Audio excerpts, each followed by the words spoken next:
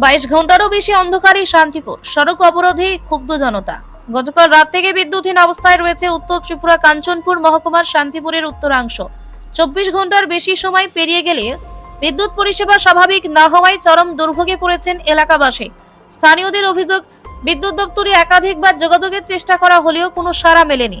দীর্ঘক্ষণ বিদ্যুৎ না থাকায় দৈনন্দিন জীবনযাত্রা ব্যাহত হচ্ছে। বিশেষ করে পানীয় জল সরবরাহ ও অন্যান্য জরুরি পরিষেবাতেও সমস্যা দেখা দিয়েছে।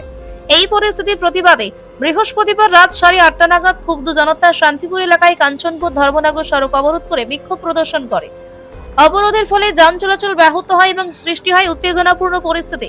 এলাকাবাসীর স্পষ্ট হুঁশিয়ারি, দ্রুত বিদ্যুৎ পরিষেবা পুনরুদ্ধার না হলে আগামী দিনে আন্দোলন আরও তীব্র করা হবে।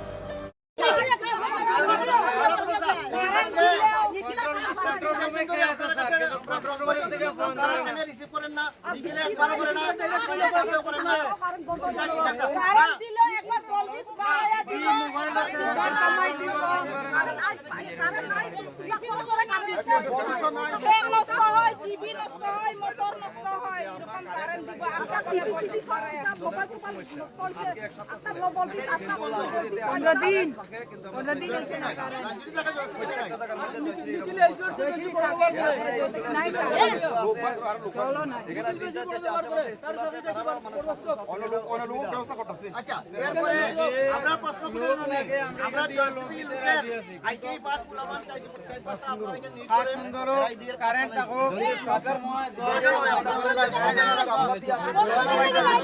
লালজুটি স্টপে কি হইছে আমরা লোক কম আমরা পারি না গরিবের হাতে বাবুনি ফেলে কি না আপনি বলি বলে আমরা লোক কম লোক কি করে তারা স্টাফ কম কত টাকা স্টাফ কম